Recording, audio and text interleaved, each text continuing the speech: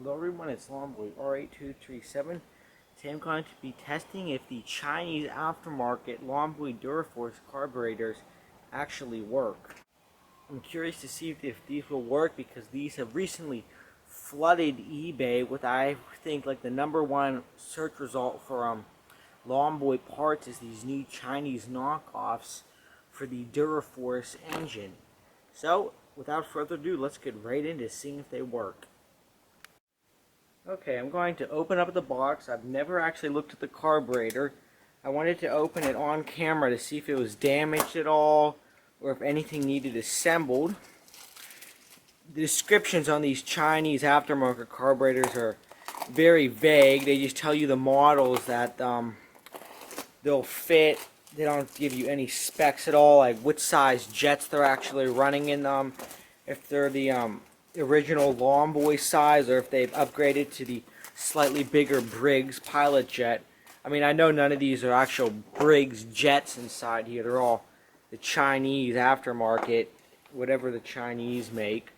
So this will be the first time opening it.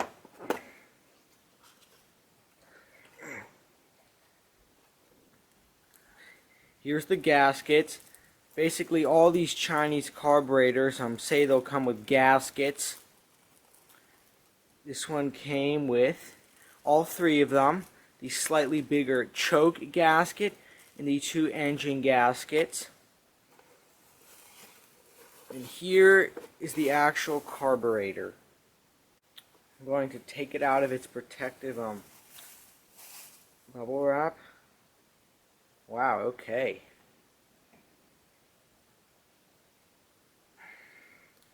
This is very impressive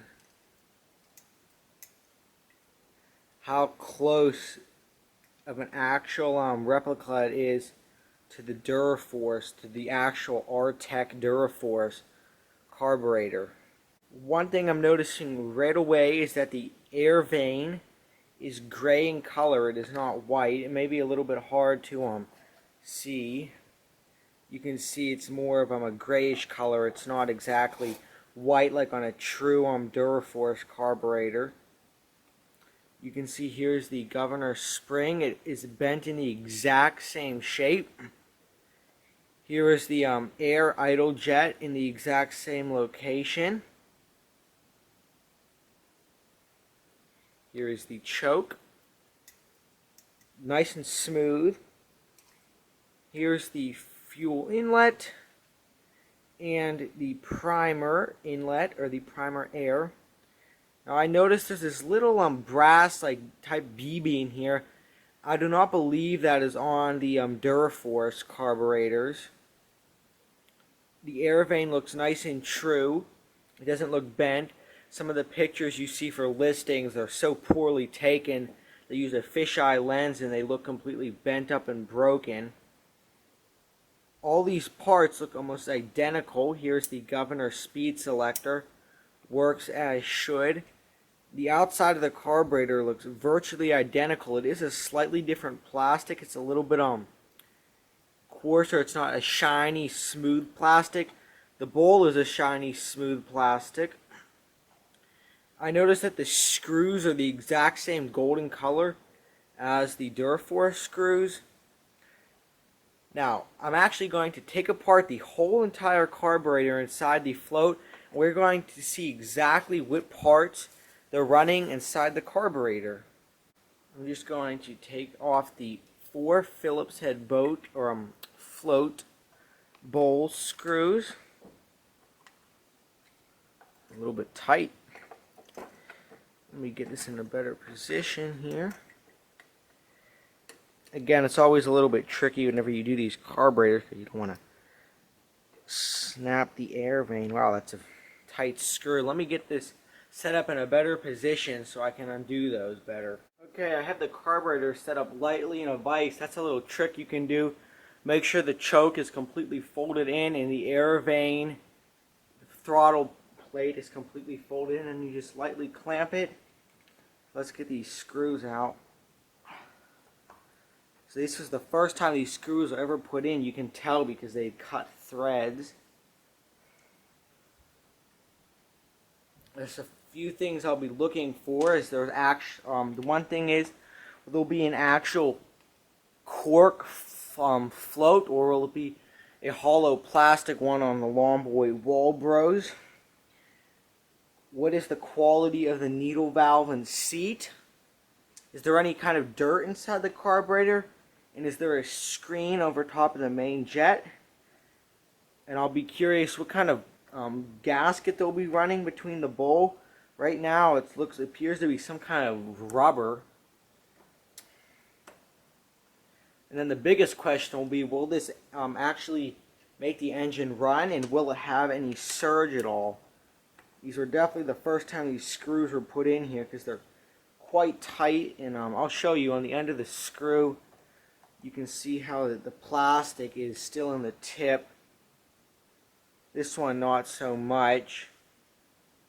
You can see the black though at the end that was cut. So let's pop off the... Okay, wow. That is impressive. I know I keep saying it, but that actually truly is impressive. Real quick, here's the float bowl. There's no dirt at all in here. Completely brand new. Looks like it is injection molded. Very clean. It does not appear to be cheap. And also there is the this ridge here that leaves a groove in the gasket to help it seal. So here they are using a black float. Now what's curious is you can actually buy just these kits on eBay. You'll see them, they have a black float instead of the Longboy cork float, so that's interesting. They're using their Chinese parts and their Chinese carburetor, so you can buy the Chinese carburetor kit. And here's the pin. That's pretty stiff. That's good. Sometimes on the Dura, the float moves very freely, but sometimes on the Dura carburetor, that pin is very loose and it almost falls out sometimes if you're trying to assemble it. Let's pop out the tip.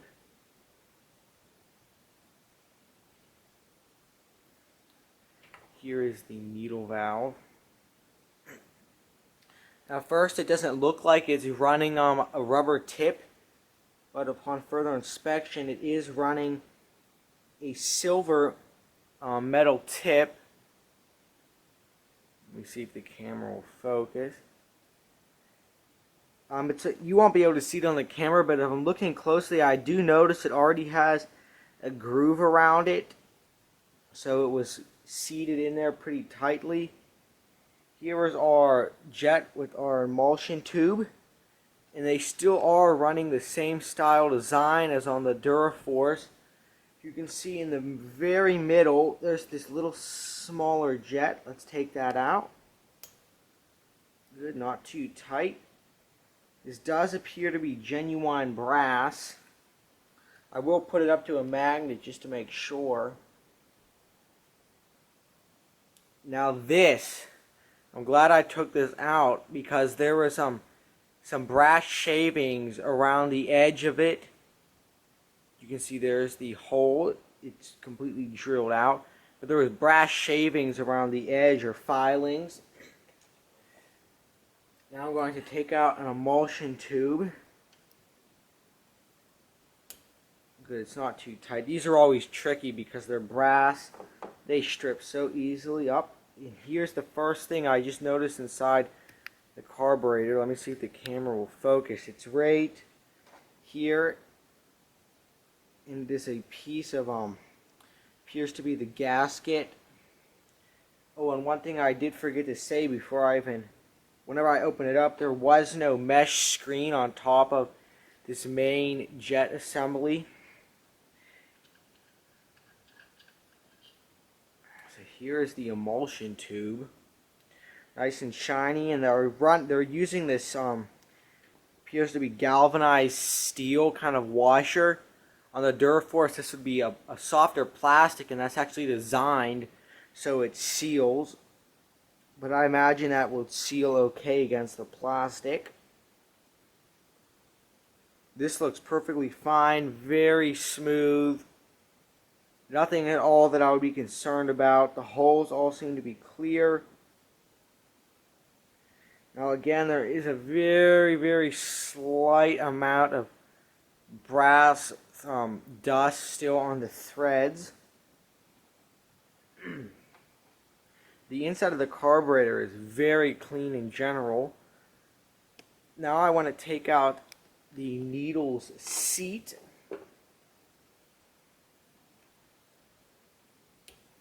Okay. I'm glad none of this stuff is overly tight because it makes it impossible to get them out. You gull out the top all the time. So here is the seat. This does not have any brass shavings on it. And here's the needle. Let's see if it slides nicely. Very free, and you can even feel it. It's a little, it sticks right whenever it touches, which is a good thing because it means that it is sealing. On a normal lawn boy, this sort of a black tip that appears to be seated very well. And there's no junk down inside this hole at all, which is good. And here is the gasket. They're using this, it's actually a rubber gasket. It's not the, I'm not sure exactly what you call it. I believe it's some kind of synthetic cork compound that they use for gasketing. And now that I took off this gasket, what I want to do is put a square across the top of the carburetor and make sure it's completely parallel across the whole entire thing.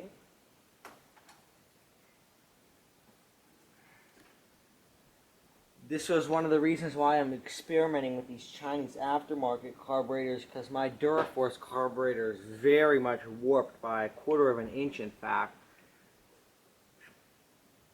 Wow, that's very, very good. The very end, I'd say, is off by a 32nd of an inch. This side's a little bit low, just like on the Duraforce, except mine was 1/8 of an inch. I meant to say 1/8 of an inch before, not 1/4 of an inch.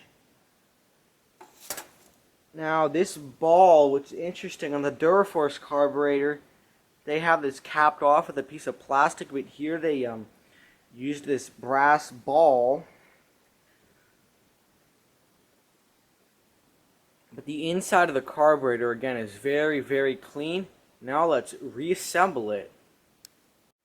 I'm going to put the seat in first, being careful not to cross-thread it. The threads appear to be true. There we go.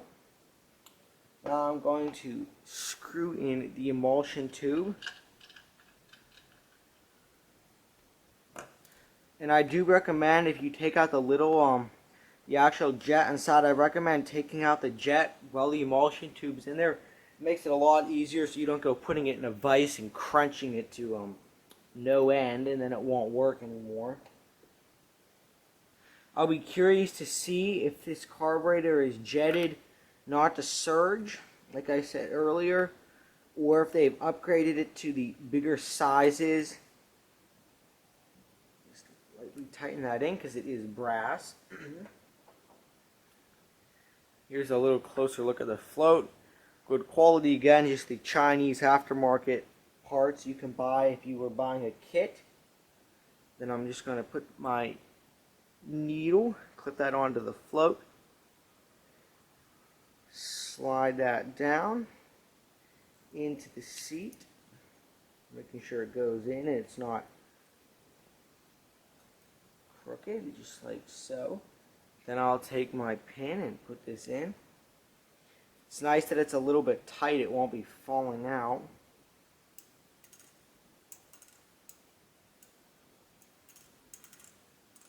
Appears to be alright. I'm going to blow some air in and see if it leaks.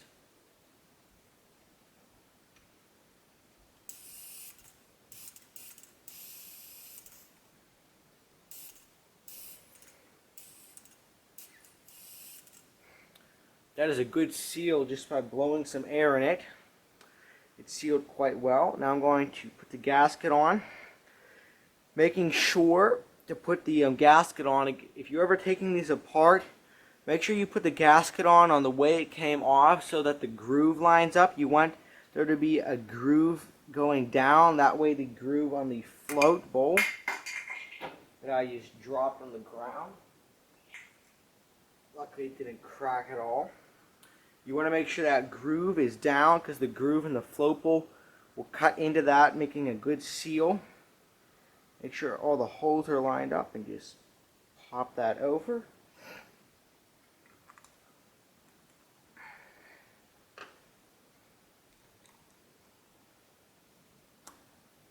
Start running these screws in. Now I didn't compare this to a Dura carburetor at all because I don't have it actually off my mower yet, but I just had that off the other day to evaluate it to make sure I got a good understanding of exactly where all the parts should be and what they should look like. And everything appears to be very well. I'm very impressed with the quality of the workmanship inside this carburetor. Only time will tell if it works or not, or how long it lasts. If it works, whenever you tighten these screws, you just want to go in a nice kind of crisscross pattern.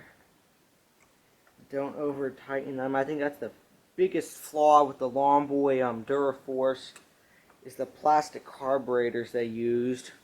Even on the F engines they used plastic carburetors, which in my opinion wasn't the greatest thing. I much prefer the metal Walbro carburetor. Just like that, all our screws are tightened up and this carburetor is assembled and all put back together. I'm not going to disassemble the governor at all because it is in good it is working perfectly fine. If I hold the spring back with my finger, very good snap back. It's a little loose, it's good. It's moving the throttle body, it's not loose at all. Very snug fit. I'm not going to take apart the choke. That's working perfectly fine as well. Now we just have to put this on the mower and see how she runs. Well, the carburetor is completely installed, and I couldn't really check to see if it was leaking because just like no matter what, if any of you have ever experienced this, leave this down in the comments below.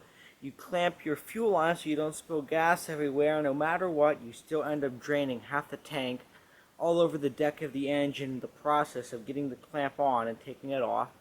Without fail, every time that happens to me, no matter what mower it is, especially on this one, everything went on fine and the gaskets they included were very good. They actually feel like they had a better fit than the OEM gaskets, which is actually a little bit sad. The Chinese have become so good at copying things like that. And I made sure the cable was adjusted, and I made sure all the gaskets were in, so we're going to give this mower every chance it has. I'm going to insert a clip from the lawn cutting video I did with this mower when it had the original carburetor, which was unjetted, because I actually did jet the carburetor that was on here a little bit, or I did it, but I overdid it a little bit, so it's been running rich for about a month now. So I'll play that original footage of whenever it was stock. But without further ado, there's gas. Let's give it 3 primes just like normal. Not letting her easy, just like if you were installing it normally. Now the choke seems to be working good. Let's see what we get. And before I actually started, it didn't start on the first pull, but one thing I did want to mention is the idle jet on the side of the carburetor. I forgot to show that on camera, and I took it out, and I'm glad I did because it was actually quite loose, but it looked fine. So let's see, pull number 2. Alright, let's give it 3 more primes. Maybe fuel hasn't reached the carburetor yet. Let's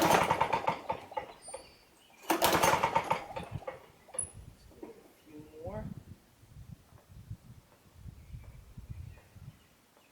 I'm just going to pop off the back door here and take a look and see if it's priming or not.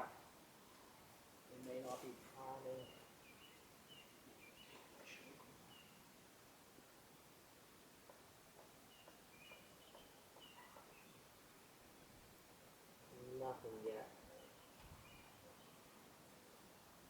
I'm going to blow into the gas cap to make sure there's air getting in it.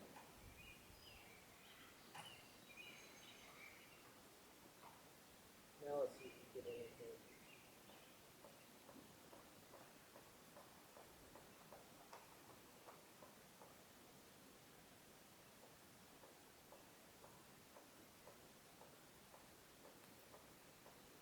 Nope, we are not getting any priming at all. The air is going through it, but we are not getting any priming into the carburetor. Blow in again.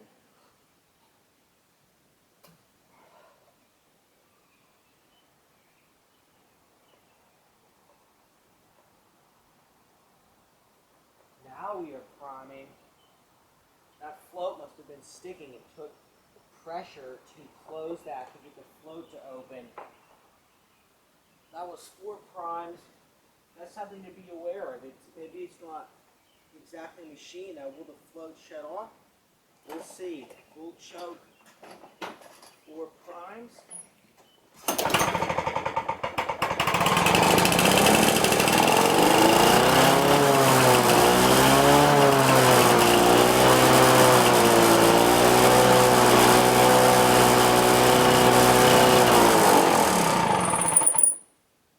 Alright, and that engine's running way too fast, so I turned it down quite a few clicks. Way too fast. If I would have let that come all the way up, the engine would have blown. Might have been a bit too much. I'm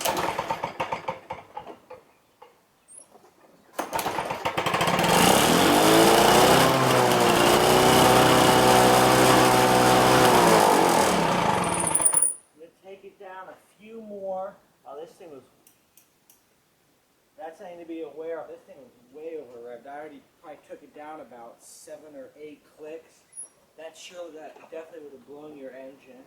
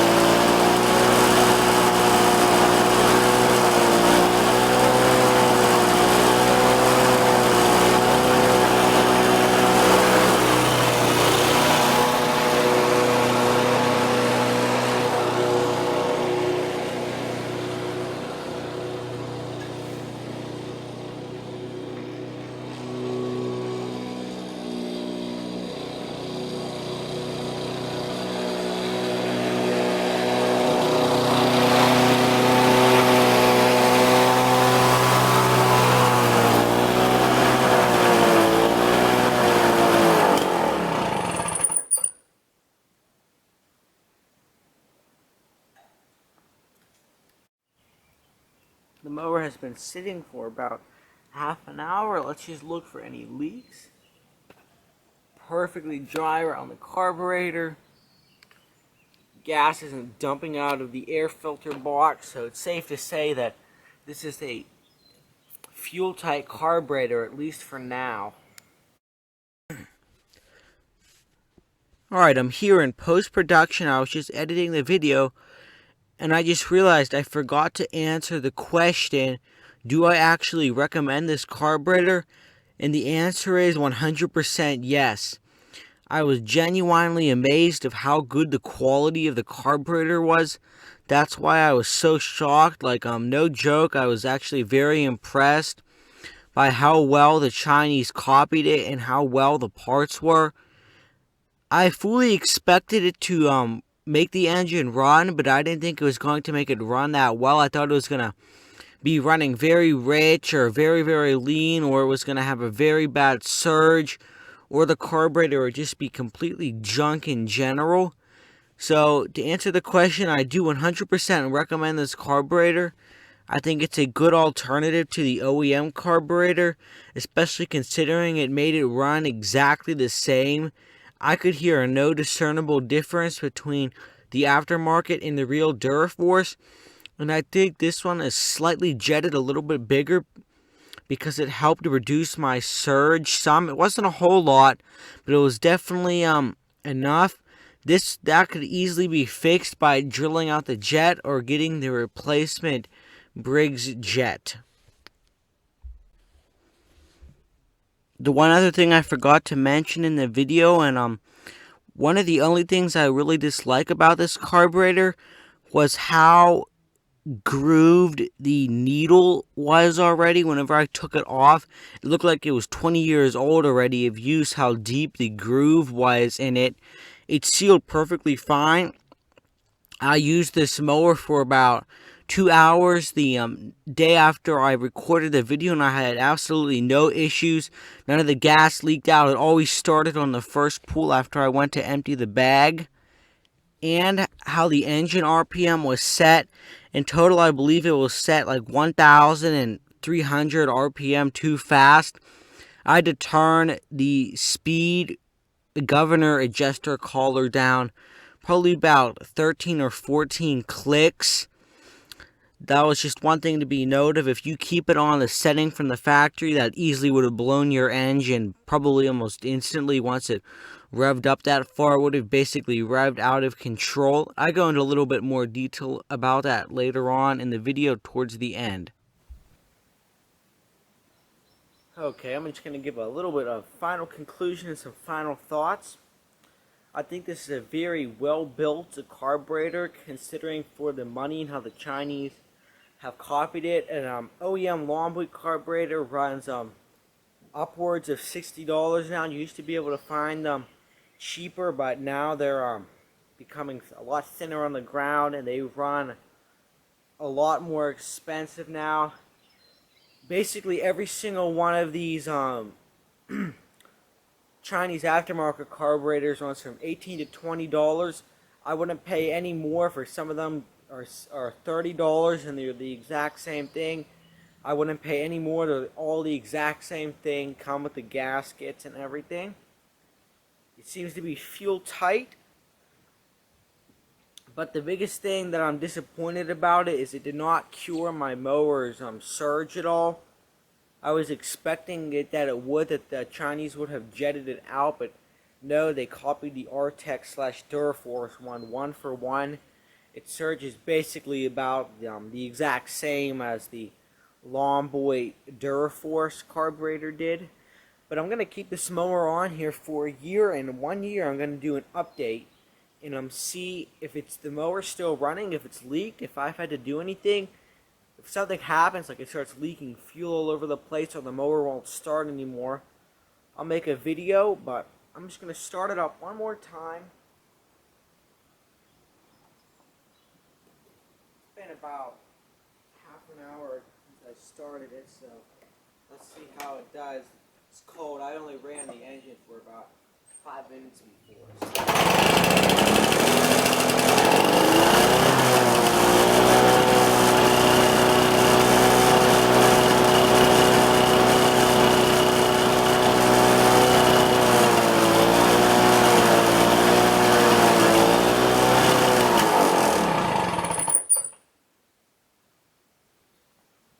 You can see it's running quite nicely. I had it on choke slightly. It's very, very slight. So I would say this carburetor actually is jetted out a little bit better. I don't have to have it on full choke like I did before. The engine's still running a little bit fast. That was one other thing. I had to turn down the engine's RPM by at least 1,000 RPM in total. This thing was set way too fast. It would have blown your engine. Once it came to full speed, it would have thrown a rod.